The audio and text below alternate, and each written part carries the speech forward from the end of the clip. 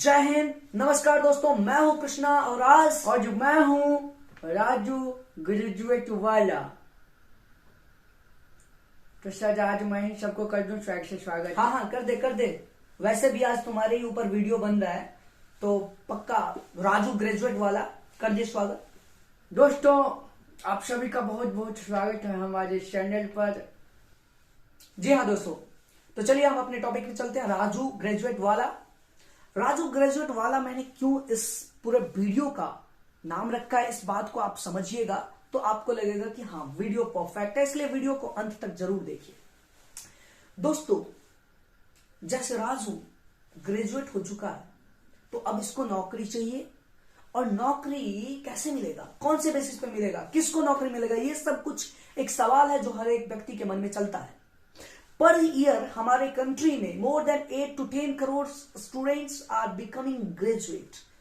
ये आंकड़ा है। कुछ वर्ष पहले हमारे देश को साक्षरता के लिए बहुत ही सुनना पड़ता था, पर एजुकेशन सिस्टम ने कुछ ऐसे ही सीन तैयार की जिसमें कि ग्रेजुएट प्रोडक्शन होते जा रहे हैं पर ईयर। हमारे नरेंद्र मोदी जी भी कहते हैं पढ़ेगा इंडिया तभी बढ़ेगा इंडिया, क्योंकि आपको पता है कि शिक्षा एक ऐसी चीज है जो हम सबको किसी न किसी तरह से एजुकेट करती है और वो हमें जीवन जीने के तौर तरीके, ढंग और अच्छे क्वालिटी ऑफ लाइफ जीने की चीजें बताती है। तो ये सब कुछ शिक्षा का ही देन होता है, तो इसलिए कहा जाता है कि पढ़ेगा इंडिया तो बढ़ेगा इंडिया।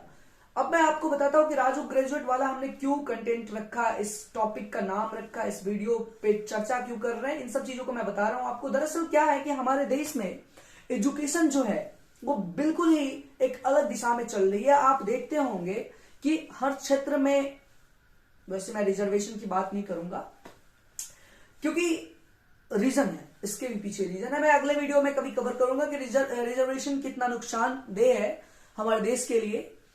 पर मैं आज आपको बता रहा हूं कि बढ़ता हुआ ग्रेजुएशन का स्टूडेंट्स का जो ये आंकड़ा है, या कहीं ना कहीं, अब इसका मतलब ये नहीं हुआ कि बच्चे ग्रेजुएट ना हों। दरअसल मैं क्या कहना चाह रहा हूं, इस बात को समझिएगा।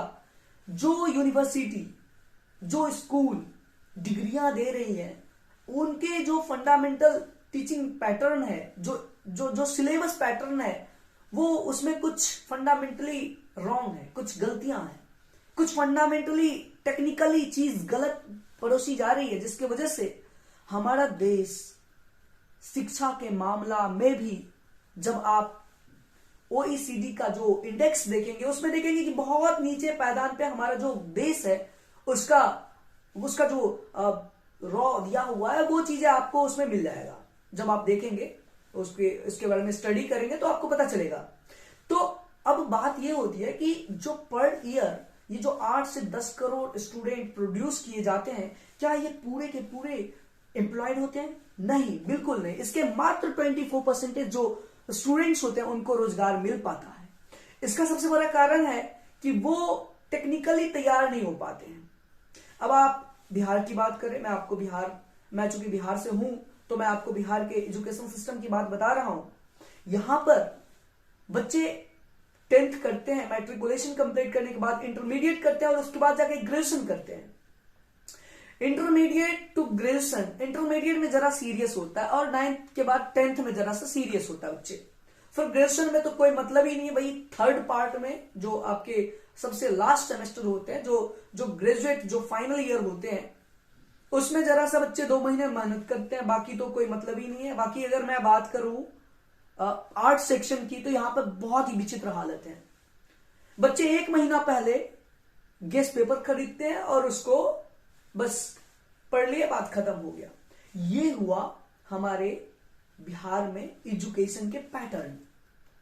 अब ये ग्रेजुएट तो हो जाते हैं और ये जाते हैं शहर को, माइग्रेट करते हैं। आप ध्यान से सुनिएगा, माइग्रेट करते हैं जॉब के लिए, और वहां पर जाकर के किसी छोटे मोटे स्टॉल पे काम करते हैं, किसी कंपनी में जाते हैं, वहां पे जो नॉर्मल, क्योंकि इनके पास टेक्निकल कोई भी चीजें नहीं होती है, ना डिग्रियां होती है, ना इनके पास नॉलेज होता है, ना इनके पास एक्सपीरियंस होता है। और चूंकि ये सब कुछ हमारे एजुकेशन सिस्टम के ऊपर सिस्टम में प्रॉब्लम है। सिंपल चीजें हैं कि सिस्टम में प्रॉब्लम है। राजू की कोई गलती नहीं है। अब राजू ग्रेजुएट हो गया, अब इसके जो चीजें सुनेंगे तो आपको सुनने में हंसी आएगा। वो ये कि भाई आप ग्रेजुएट हो और आप दिखा क्या रहे हो, हाँ ग्रेजुएट। क्या लगा रखा है डिग्री राजू, बताना जरा। Yes sir, I am graduate and graduate होने के बाद हम लोग जाएंगे शहर को नौकरी करने के लिए। जी हाँ, अगर आप भी ग्रेजुएट हो गए हैं तो आपको भी जाना पड़ेगा और आप भी करेंगे जॉब बाद में। जी हाँ सर, जाना पड़ता है, करना पड़ता है। और उसका कारण है ना सर, 12th के बाद हम लोग ग्रेजुएट हो चुके हैं तो जाएंगे तो नौकरी। हो गया रहने दे। ये है हमारे एक स्टूडेंट्स का नहीं, मैं आपको बता रहा हूं, ये हजारों लाखों करोड़ों स्टूडेंट्स के माइंड सेट है। उसमें से मैं फ्रैक्शंस को, खास करके जो शहर में पढ़े हुए होते हैं, मैं उनके बारे में बात नहीं कर रहा हूं। वो टेक्निकली भी स्ट्रांग होते हैं क्योंकि उनके यूनिवर्सिटी में, उनके कॉलेज में सब कुछ की फैसिलिटीज होती है और वो पढ़ते भी है बड़े मन से। और दुर्भाग्य की बात है कि हमारे यहाँ पर जो बच्चे होते हैं उनको पता ही नहीं चलता कि वो फर्स्ट ईयर में, सेकेंड ईयर में, थर्ड ईयर के एग्जाम में उनको पता चलता है। कोई फ्रेंड्स बोलते हैं कि भाई फॉर्म भरा क्या फॉर्म, तो वो कहते हैं कि अरे मैं तो मतलब गया कॉलेज, वहां पर थोड़ा सा धौंस दिखाया और फॉर्म भरा, बस एग्जाम जाकर के दिया। साहब ये यूनिवर्सिटी को भी पता है कि इनको हमें पास करना है, इनका कुछ नहीं होना है, इनको बस पास करना है। और वो पास भी कर देते हैं बच्चों को। पास करने के बाद ये जाकर के टपला खाते रहते हैं, इनको पता ही नहीं चलता है अगले 5-7 साल तक। और जो थोड़ा होशियार होते हैं वो लग जाते हैं जनरल कंपटीशन में। उनको लगता है कि भाई अब तो कंपटीशन क्लियर है, राजू ग्रेजुएट वाला कंपटीशन तो क्लियर कर लेगा। देखे ना आप, इन्होंने कहा है कि कंपटीशन के लिए हमें जाना है। तो सिंपली चीज मैं आपसे ये कहना चाहता हूं कि जो बच्चे, खास करके वो स्टूडेंट्स जो कुछ करना चाहते हैं, उनको टेक्निकली स्ट्रांग होना चाहिए, उनको अपने इंग्लिश पे काम करना चाहिए, उनको उनका कम्युनिकेशन स्किल बढ़िया होना चाहिए, उनको टेक्निकली कुछ ऐसी डिग्रियां लेनी चाहिए जो कि आगे जाके उनको काम आए। ना कि ऐसे राजू ग्रेजुएट बन गए बस बात खत्म है साहब, अब तो मूव कर जाओ कहीं पे, जॉब मिल जाएगी। लेकिन सर, और ये लोग जब इनको जॉब मिलता है, मैं आपको बता रहा हूँ, एक क्लियर चीज बता रहा हूँ, ये लोग जब इनको जॉब मिलता है ना तो ये शहर में जाते हैं और वहां पे दिखाते हैं कि ये इनको ना बहुत, मतलब जो जहां से ये इनका जो होम टाउन है वहां के लोग ये समझते हैं कि राजू बहुत बड़े कंपनी में है, उनको तो पता नहीं। जबकि वो वहां पे गाली सुन रहे होते हैं, वो गाली सुन के काम करते हैं। उनको कहा जाता है कि तुमको 15,000 रुपया महीना मिलेगा और उनको दिया जाता है 10,000 रुपया। मैं ये सब रियलिटी बता रहा हूँ। I don't know what happening to this students, but whatever I could see.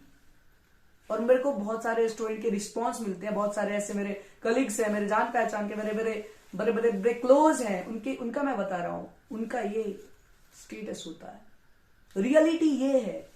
और ये लोग जब गांव आते हैं और इनको लगता है कि कोई कुछ न्यू चीजें कर रहे हैं, कुछ यूनिक चीजें कर रहे हैं, कुछ वो उनका कुछ, आपने MBA चाय वाला का नाम सुना होगा, आपने जरूर सुना होगा। तो कुछ अगर छोटे मोटे इनिशिएटिव ये लोग करते हैं ना तो इनको बहुत नीचे दिखाया जाता है। उसी में से कुछ होते हैं जो बन करके MBA चाय वाला प्रूफ करते हैं पूरे मोटिवेशन के साथ, कुछ जुनून के साथ, और कुछ दूसरों के लिए भी वो मोटिवेशन बन जाते हैं। पर तब तक ये लोग उन्हें बड़े ही अलग नजर से देखते हैं। तो this is the system of education of our country. इसमें कुछ इंप्रूवमेंट होनी चाहिए। हमारी सरकार को चाहिए कि वो एजुकेशन पर अगर ध्यान दे रहे हैं तो उनको पूरी तरह से उसके ऊपर काम करना चाहिए, ताकि जो बच्चे ग्रेजुएट हुए उनको पहले से पता होना चाहिए कि उनको क्या करना है। क्योंकि देखिए, आपने अगर कॉमर्स रखा और आपने अकाउंट ऑनर्स से कंप्लीट कर लिया है पूरे डिग्री को, और इसके बाद जाकर के आपको कहीं पे जॉब करने जाना है और वहां पर आप काम कर रहे हैं वॉचमैन का, तो थोड़ी सी लगती है कि यार आपने गलत सेक्शन में आ गया, आपको ग्रेजुएट होने की जरूरत ही नहीं था। ठीक है, तो वॉचमैन, ऐसा मतलब मैं नहीं कर रहा हूं कि कोई भी काम छोटा होता है, ऐसा नहीं कह रहा हूं कि वॉचमैन का काम छोटा है, बट मैं ये कहना चाह रहा हूं you have to walk on the right direction. So you must have a dream, और उसे पूरा करने के लिए आपको प्लानिंग भी होना चाहिए और उसके ऊपर काम भी करना चाहिए, ना कि ग्रेजुएट वाला की तरह डिग्री लटका के घूमते रहो. नहीं कुछ तो जनरल कंपटीशन के नाम पर 4-5 साल सीधा टेस्ट मैच की तरह चलने दो और खत्म हो जाए तो फिर सर ये चीजें हैं, ये दिक्कतें हैं हमारे यहाँ. तो अब हमें क्या करना चाहिए? हमें करना ये चाहिए कि हमें पहले से जो बच्चे 11th में या 10th पास आउट किए हैं या फिर 12th पास आउट किए हैं, उनको मैं बताना चाहता हूं कि आप एक ड्रीम सेट करो और उस ड्रीम के ऊपर काम करो. डजंट मीन कि आपका बड़ा गोल होना चाहिए, बहुत बड़ी चीजें, क्योंकि जब आप स्टेप बाय स्टेप बढ़ेंगे तो आपको पता चल जाएगा कि क्या आपको एक्चुअली में करना है. तो इसलिए छोटे छोटे गोल बनाइए, छोटे छोटे एम बनाइए, उसको पूरे करते चलिए. किसी भी चीज में टिक के रहना यही सबसे बड़ी चीज होती है. So be motivated, do anything, but किसी के ऊपर ब्लेम ना करो. इसलिए पहले से ही स्ट्रांग बनने की कोशिश करो.